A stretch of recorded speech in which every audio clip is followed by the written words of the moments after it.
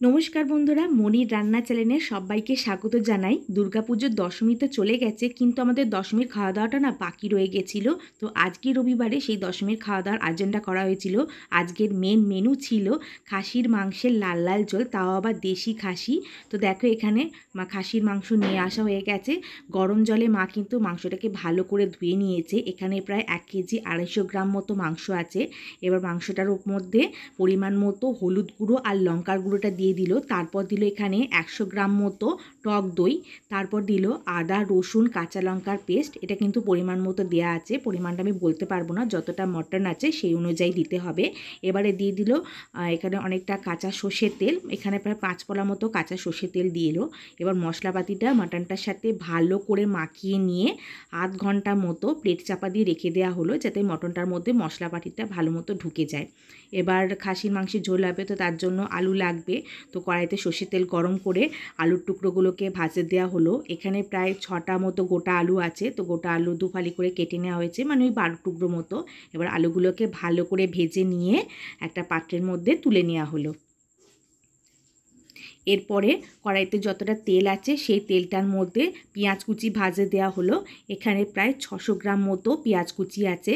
দিয়ে পেঁয়াজ কুচিটাকেও ভালো করে যেমন লালচে করে ভাজে সেইভাবে ভেজে নিয়ে সেটাকেও তুলে নেওয়া হলো।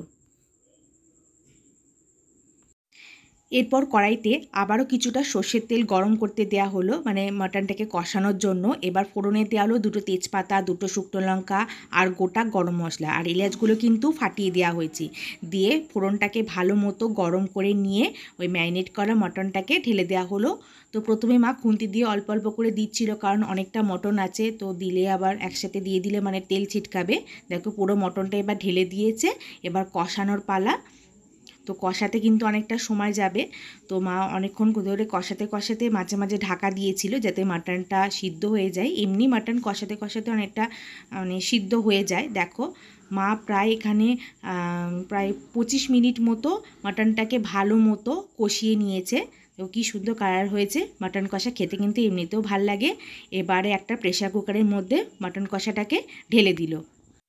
এই প্রেসার কুকারটা কিন্তু 5 লিটারের আছে। এবার যে ভেজে রাখা পেঁয়াজ কুচিটা আছে সেটাও দিয়ে দিল, আর মটন কষার যে জলটা আছে সেটাও দিয়ে দিল। আরও পরিমাণ মতো জল দিয়ে দেওয়া হলো, মানে যতটা ঝোল হবে সেই অনুযায়ী। পরে কিন্তু মা আবারও জল দিয়েছিল।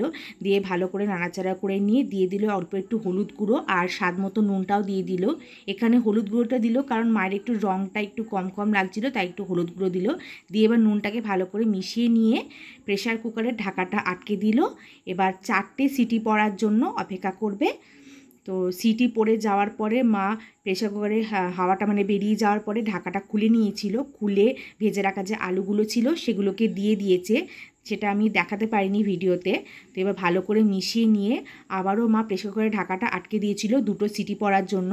তো 2টো সিটি পড়ে যাওয়ার পরে মা হাওয়াটা বেরিয়ে যাওয়ার পরে, মানে আরও একটু হাওয়া বাকি ছিল বেরোতে, তো মা বার করে নিয়ে প্রেসার কুকারের ঢাকাটা খুলে নিল। দেখো মাটন একদম রেডি হয়ে গেছে। এবারে ওপর থেকে পরিমাণ মতো গরম মশলার গুঁড়ো ছড়িয়ে দেওয়া হলো। এখানে 1 প্যাকেট গরম মশলার গুঁড়োটাই মা পুরোটাই দিয়ে দিয়েছে। দিয়ে ভালো করে গরম মশলা গুঁড়োটা মিশিয়ে নিল। তো তৈরি হয়ে গেছে দেশি খাসির মাংসের লাল লাল ঝাল ঝাল পাতলা ঝোল। তারপর বাড়িতে পরিবেশন করে দেওয়া হয়েছে। তো যদি আজকে রেসিপিটা ভালো লাগে অবশ্যই লাইক কমেন্ট শেয়ার আর আমার চ্যানেলটা সাবস্ক্রাইব করে দিও। ধন্যবাদ।